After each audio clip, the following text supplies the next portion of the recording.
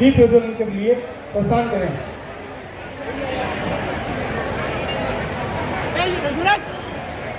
मैं सभी अतिथियों से आग्रह करूंगा कि सर्वप्रथम हमारी सनातन परंपरा के अनुसार संत चरण वंदन आप सभी से आग्रह जोरदार जयकारा जी जोशी सांसद साहब अर्जुन लाल जी हमारे बीच आए हैं।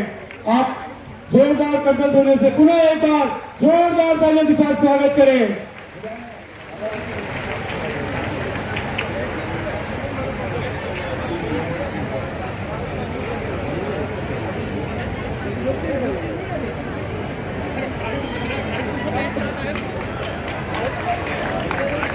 जोरदार ताली एक बार पुनः मेवाड़ी पाक करते हुए हमारे मेवाड़ की आन बान और शान को हमारे लाडले विधायक सुरेश जी डागर साहब और मंच में विराजमान सभी अतिथि महोदय और विधायकगण और पूरे क्षेत्र से पधारे हुए सम्मानित महाराणा प्रताप को प्रणाम करने के लिए आई है। इस भारत माता की मिट्टी को प्रणाम करने के लिए आपका भी अभिनंदन और स्वागत है। उन विधायक महोदय का कोटि कोटि प्रणाम और उनका अभिनंदन स्वागत। महोदय जो विशाल महाराणा प्रताप जयंती के उपलक्ष्य में जो प्रतिमा रही है और आज लाडले हमारे के बाद में जो किसानों के लिए ERCP योजना हो, चाहे हमारे किसानों के लिए अन्य अनेक योजनाएं और भोपाल सागर क्षेत्र को और कपासन विधानसभा फसल लाल आती थी और आपके पास में एक शुगर फैक्ट्री जो सुनसान पड़ी है, ये शुगर फैक्ट्री चलती थी और भोपाल सागर के बाजार में दिवाली हमेशा मनती थी, लेकिन कुछ सालों के बाद में ये फैक्ट्री बंद पड़ी है। महोदय आप किसानों का भला करते हैं, 36 कौम का भला करते हैं, आपसे इतना निवेदन करने के लिए हमारे पास में ही बहुत बड़ा प्लांट है हिंदुस्तान जिंक लिमिटेड। हमारे थोड़ा बेरोजगार युवा काफी है, उनकी बेरोजगारी मिटाने के लिए और किसानों को राहत के लिए आप चाहे केबीसी हो और चाहे हमारे जाखम परियोजना का काम हो, जाखम परियोजना का पानी हमारे क्षेत्र को मिले, कपासन विधानसभा क्षेत्र को मिले, चित्तौड़ जिले को मिले, उदयपुर को मिले, भीलवाड़ा को मिले, सब जिलों में ये पानी मिलने वाला है। 7.5 TMC पानी दे करके गुजरात की सीमा में समुद्र में जा मिलता है। उसके लिए भी आपने योजना बना दी, मैं आपका धन्यवाद देना चाहता हूँ। उसके लिए भी पिछले बजट में 7,100 करोड़ रुपए की योजना बना करके 30 करोड़ रुपए DPR का सैंक्शन करके देने वाले से भागने की प्रयास करने वाले हमारे मुख्यमंत्री जी से मैं आग्रह करा था। मैं आपके सामने स्पष्ट एक प्रतिज्ञा करता हूँ, जब तक जाखम परियोजना का पानी इस क्षेत्र को नहीं मिलेगा, सैंक्शन हो गया है लेकिन उसमें 4-5 साल लगेंगे, जब तक वो पानी हमारे क्षेत्र को नहीं मिलेगा तब तक हमारे गन्ने की फसल नहीं होगी, कपास की फसल नहीं होगी और भोपाल से आगे के चावल की महंग नहीं आएगी। जब तक हमारे लिए शुगर मिल चालू नहीं होगी, कपास की फैक्ट्री नहीं लगी और जब तक ये चावल की महंग नहीं होगी, तब तक आने वाले समय में जब तक ये जाखम का बांध इन पूरे क्षेत्र में सवाल पानी से नहीं बढ़ जाएगा, तब तक मैं साफा धारण नहीं करूंगा। मैं इतने निवेदन करता हूँ आपके सामने, मैं यही चाहता हूँ मुख्यमंत्री जी हमको देने के लिए कमी नहीं है। एक निवेदन मैं करता हूँ, मुख्यमंत्री जी जब भी देते तो छप्पर फाड़ के देते हैं, और जब छप्पर फाड़ के दे रहे तो मुझे मांग करने की आवश्यकता क्या है? सड़कों का जाल बिछा दिया, एक साल में 4 PSC दे दी, एक साल में हमको 2 कॉलेज दे दिए, जितना मांगा उतना दे दिया। कभी कभी मैं सोचता हूँ मेरी मांग में कहीं कमी दिखती है, मेरी मांग में कहीं कमी है। आज कोई हमारी मांग है क्या? कोई प्रमुख है? पानी के अलावा कोई मांग हो तो बताओ, और पानी की मांग हो तो हाँ जोरदार ताली बजा करके स्वागत करो। जुड़ाने को हमने बुलाया और ये आग्रह कर रहे हैं क्योंकि शुरू भी है अरुण जी, हम तो ये चाहते हैं 5-7 साल में गन्ने की फसल होने लग जाए, पानी आने लग जाए तो शुगर मिल वापस चालू हो जाए। मैं धन्यवाद देना चाहूंगा सेठ जी ने, 9 साल तक घाटे में चले लेकिन पानी खत्म होने के कारण ये शुगर मिल बंद हो गई। और शुगर मिल चालू होने देखना चाहते हैं और कपास की खेती पैदा होते हैं देखना चाहते हैं, हमारे चावल की महंग वापस आना चाहते हैं। इसके लिए आपको क्या चाहिए? जोर से बोलो। बहुत बहुत धन्यवाद। ये पानी लाने वाले भागने के प्रयास करने वाले हैं। मैं पूरे इस मंच से जो व्यवस्थाओं के अंदर जितने भी मेरे सहयोगी साथी जिन्होंने दिन रात मिलकर के काम किया, उन सबका मैं अभिनंदन करता हूँ, अधिकारियों का भी अभिनंदन करता हूँ। मैं जितने भी मंडल से अतिथि वगैरह में हैं उन सबका अभिनंदन करता हूँ। कि सावरा जी यहाँ का एक बहुत बड़ा स्थल है और उस स्थान में पैसों की कोई कमी नहीं। जैसे आपके दरबार में राजस्थान के विकास की कमी नहीं, जैसे ठाकुर जी के यहाँ पैसों की कमी नहीं है। तो वहाँ यहाँ लोग चिकित्सा के लिए अहमदाबाद उदयपुर जाते हैं, तो हार्ट या कैंसर की बीमारी के लिए अच्छे इंफ्रास्ट्रक्चर को आपका आदेश होगा तो सब हो जाएगा। आप डॉक्टर भेजेंगे तो मेवाड़ का नहीं राजस्थान का बड़ा एक चिकित्सा का केंद्र सावरा जी हो सकता है। आध्यात्मिक का तो बड़ा केंद्र है। यही मैं एक आपसे आग्रह करते हुए देता हूं मैं अपनी वाणी को विराम। जय श्री राम। आज का ये दिन एक ऐतिहासिक दिन है। आज हम एकत्रित हुए हैं एक ऐसे शख्सियत,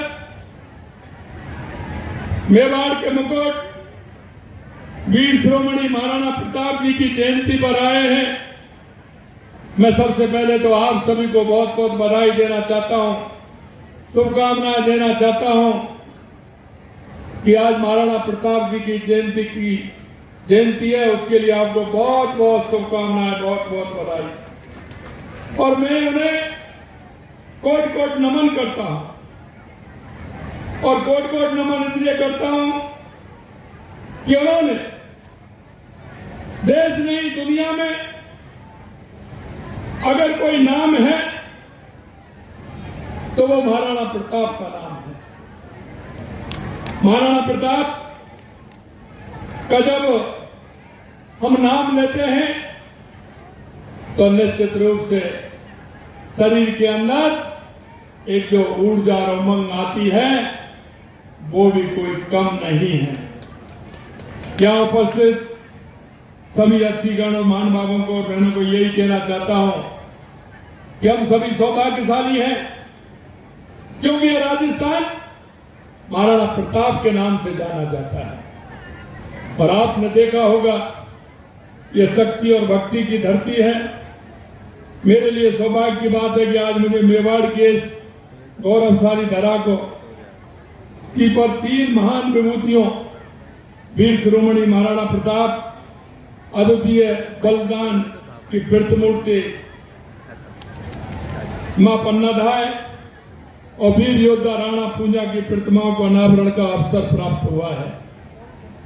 आज का दिन निश्चित रूप से स्वर्णिम अक्षरों में लिखा जाएगा, क्योंकि ये वो प्रतिमूर्ति है जिन्होंने राष्ट्र के लिए, देश के लिए, जनता के लिए जो काम किया है वो अमिट है।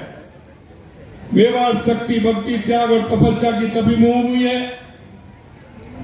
ये वो धरती है जिसका कण कण वीरता की गाथाएं गाता है। ऐसी भूमि पर आकर मुझे अत्यंत गौरव की अनुभूति हो रही है।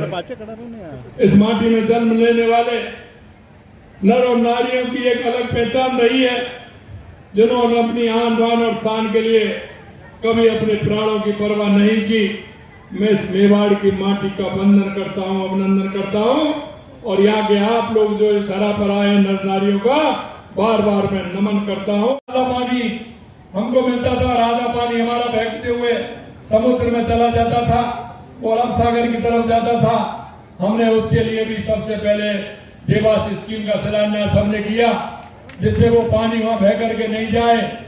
वो एनीकट के माध्यम से और टनल के माध्यम से वो आधा पानी भी हमारा इधर आए, जिससे हमारे चित्तौड़ का, कपासन का, उदयपुर का और राजसमंद का उसमें भला हो सके।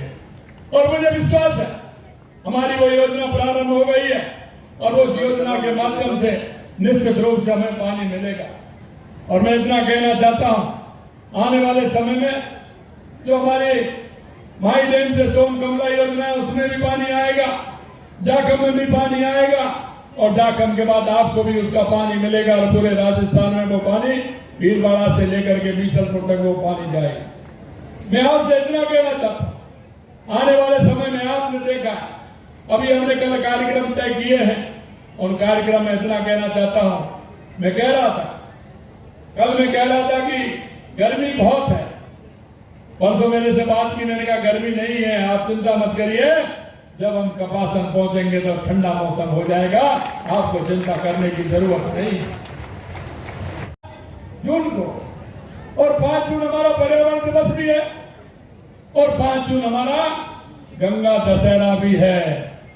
और ये याद आपको दिला रहा हूं, माता बहनों को भी दिलाना चाहता हूं कि गंगा दशहरे के दिन इस पृथ्वी पर मां गंगा का अवतरण हुआ था और वो अवतरण हुआ और हम देखते हैं जब हम गंगा दशहरा के दिन सुबह जग करके जाते हैं, तालाब पर जाते हैं, कुएं पे जाते हैं, नदी में जाते हैं, हम स्नान करते हैं, क्योंकि उस दिन सभी हमारे जो जल स्रोत होते हैं, कुआं, बावड़ी, तालाब, पोखर, उन सभी में मां गंगा का आगमन होता है। इसलिए मैं कहना चाहता हूं उस दिन से हमारा कार्यक्रम प्रारंभ होगा, हमारा जल पूजन का कार्यक्रम होगा। जाओगे गंगा, उसमें नदी में पानी नहीं आ रहा है, मैं माता बहनों से कहना चाहता हूं आप सभी जाएंगे, अपने गांव का तालाब होगा, नदी होगी, सरोवर होगा, डैम होगा, आप सभी जाकर के बड़ी संख्या में वहां उसका पूजन करेंगे और आप देखिए इंद्र भगवान भी प्रसन्न होंगे। मां गंगा का अवतरण हुआ है और पर्यावरण दिवस भी है। हमारे कुछ साथ ही पर्यावरण दिवस के अवसर पर कुछ पेड़ भी लगाएंगे और कुछ गड्ढे भी करेंगे, जिससे कि हमारे एक पेड़ मां के नाम, अब की साल हमने 11 करोड़ पौधे लगाने हैं, 11 करोड़ पौधे लगाने राजस्थान के अंदर। राजस्थान के किसान को बिजली कैसे मिले, उद्योग को बिजली कैसे मिले, लगातार उसमें हम काम कर रहे हैं। और आपने देखा होगा पिछली बार से अंदर भी आया होगा, आपके यहाँ बिजली कितनी मिल रही है आप ये देख रहे हैं, क्योंकि बिजली की आपूर्ति हम 2027 तक हमने कहा है कि किसान को दिन में बिजली देंगे। हमारा उस क्षेत्र में लगातार काम चल रहा है, उस क्षेत्र में भी हम काम कर रहे हैं। दूसरा काम हमारे क्षेत्र में उद्योग लगाने के काम है। मैं आपसे कहना चाहता हूं राजस्थान में हमने जिस तरह से काम किया है, युवाओं को रोजगार देने का काम किया है, राजस्थान में आने वाले समय में आपके चित्तौड़ में भी उद्योग लगेंगे, उदयपुर में भी लगेंगे, बांसवाड़ा में भी लगेंगे, भीलवाड़ा में भी लगेंगे। हमारा ये राजस्थान उद्योग के नाम से भी जाना जाएगा। कि आप तैयारी करिए। हमने जब कहा था कि हम 4 लाख नौकरी देंगे, कांग्रेस के लोग कहते थे आप कैसे देंगे, अरे आप देखते जाइए हम कैसे देंगे। आपने देखा 67,000 नौकरियां हमने युवाओं को दे दी।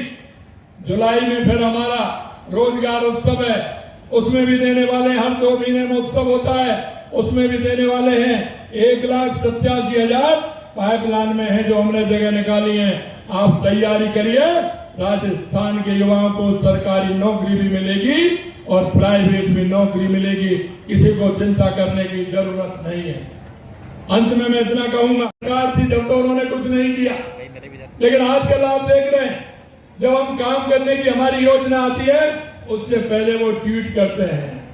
आजकल ट्वीट मास्टर बन रहे हैं, काफी है मैं नाम नहीं लेना चाहता, वो सिर्फ ट्वीट करते हैं। अरे मैंने कहा भैया आप 1.5 साल पहले आपने क्या किया, जरा उसको भी ट्वीट करके जनता को बता दीजिए कि आपने क्या किया है। मैं अंत में यही विश्वास दिलाना चाहता हूं कि आप निश्चिंत रहिए, हमारी एक डबल इंजन की सरकार राजस्थान को विकसित राजस्थान बनाएगी, हर क्षेत्र में खुशहाली होगी। इतना ही कहते हुए मैं मेरी वाणी को विराम देता हूं। आज एक ऐसे कार्यक्रम में आप सभी आए हैं कि जो महाराणा प्रताप से जुड़ा हुआ है, मां पन्नाधाय से जुड़ा हुआ है, राणा पूंजा से जुड़ा हुआ है। इसलिए मैं आप सभी को अभिनंदन करता हूं, प्रणाम करता हूं। आप सभी को बहुत बहुत धन्यवाद। जय हिंद, जय भारत। मुख्यमंत्री जी का हम भारत माता की, भारत माता की, वंदे वंदे वंदे, जय राणा प्रताप की। अब मैं हमारे जिलाध्यक्ष जी से आग्रह करूंगा